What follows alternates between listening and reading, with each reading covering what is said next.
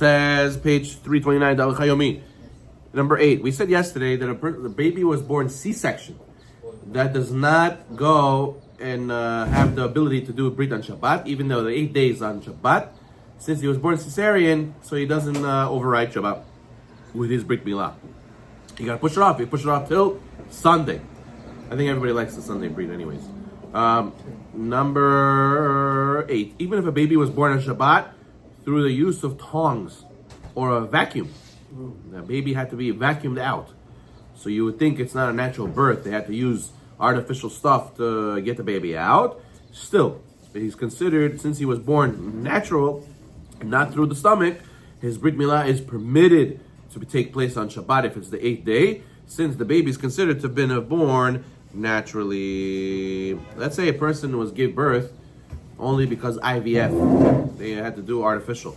So what happens? Even a baby was conceived through artificial insemination that was born on Shabbat must perform Brit Milah on the next Shabbat, provided that the birth was a natural birth. What are you saying, Yonatan? Those cases you did together, right? Yeah, also. They're considered also born natural. Yeah. But cesarean, no pidyon ben, and no Brit Milah on Shabbat. You do Brit Milah, obviously, but if it falls out 8th day on Shabbat, you don't do it on Shabbat. But we still do that coins? Cesarean? No. Because he's not born regular. He's born abnormal. So therefore, these laws don't apply. Okay, number 11. A baby that is born in the 8th month of pregnancy is allowed to be given a Brit Milah on Shabbat. You can even do Brit Milah of Mamzer on Shabbat also, if it's the 8th day. If Brit Milah is supposed to take place on Shabbat, okay, let's say baby was born healthy, normally, naturally, and his 8th day falls out on Shabbat. So what happens, Neria? We go and we announce it's going to be Brit Milah on Shabbat. And this guy who is the father, he has a lot of not-religious relatives. And what they're going to do? Oh, it's going to be Brit on Shabbat. Davai, we're going to drive to the Brit. We're going to Mehel Shabbat to get to the Brit. Are you allowed to do such a Brit on Shabbat? Or maybe it's better to push Brit Sunday. That way nobody should Mehel Shabbat. Or it's Brit so important that 8th day, no matter what's going to happen, you have to do it 8th day. What do you say, Neria? Push it. Brit Milah, if Brit Milah, number 15. If Brit Milah is supposed to take place on Shabbat, even if it's very likely that there will be relatives that will drive to the synagogue for the Brit Milah, nevertheless, the Brit Milah should take place on Shabbat, should not be pushed off. Should not be pushed off. Look at the footnote over here.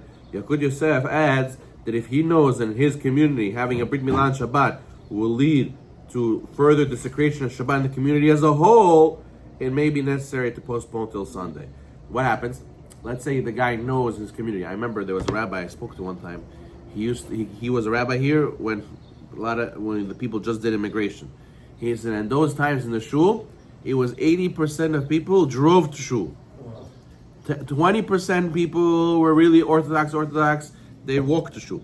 But 80% of the shul was not Shomer Shabbat. At least they came, you know. So that's the whole discussion. If they're allowed to drive, whatever. They were not allowed to drive to shul, but they did. It ended up being they came every week.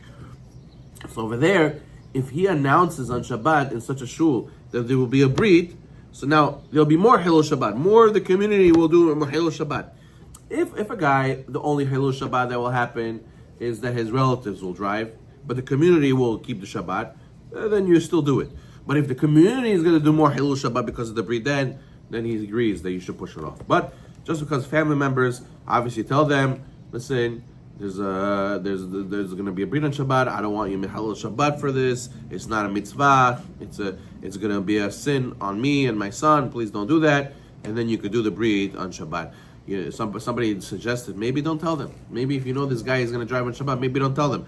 But then what? You're going to tell them afterwards? Oh, Brit already happened. They're going to get more upset. So it's a touchy subject.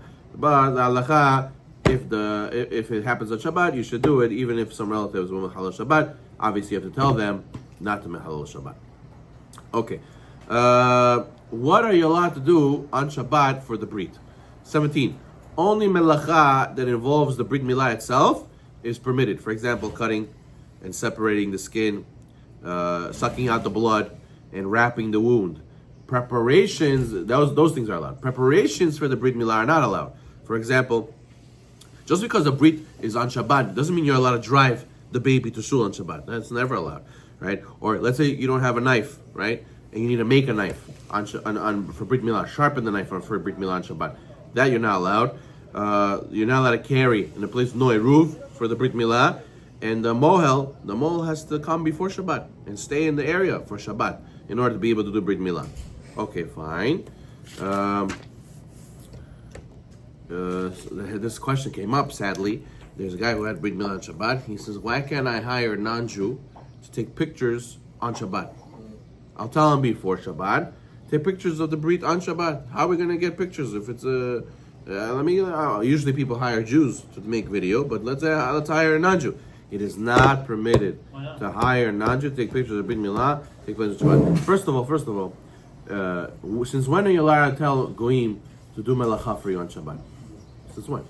It's a sur. Before Shabbat. You tell them before Shabbat. Telling a guy to do Melacha for you before Shabbat, to do it on Shabbat, the same thing as telling him on Shabbat.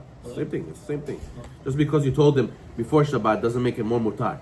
It has to be shvud d'shvud makom mitzvah, shvud d'shvud makom hefsed, makom tzar. It has to be the regular rules of Amir Lakum. If not, it's not permitted.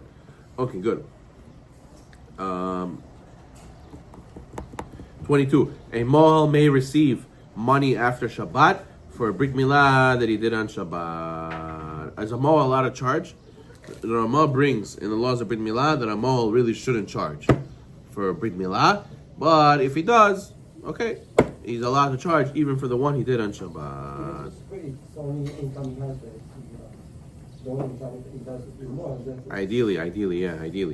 Okay, good.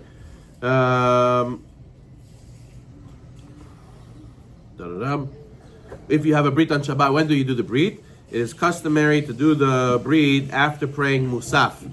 However, some communities do it before Musaf, but the idea is to do it first thing in the morning. Okay, it's preferable not to push off the Brit till after Hatzot. Preferably, you should pray the Minyan that will finish before Hatzot. Well, according to many opinions, one may ask for personal requests during the time the baby is crying. Since it's a special time when tefillot are answered, Abraham will send you what you need to read during that time. Okay, good. Okay, in section 5, this is what we're going to pick up over here next time. We're going to talk about if a fire breaks out on Shabbat, God forbid, new section. And it is clear that the fire poses no danger to human life. Neria, you hear this? A fire starts in a house, God forbid, and there's no danger to anybody's life. It is prohibited to turn off the fire on Shabbat. Yes, we spoke about this. However, if there's a slight doubt that there may be danger to someone, even safek, even a small doubt, if there'll be danger to somebody's life, then it's a mitzvah to put the fire out on Shabbat or to call the fire department if you cannot take it out by yourself. We will talk about this next time. Amen.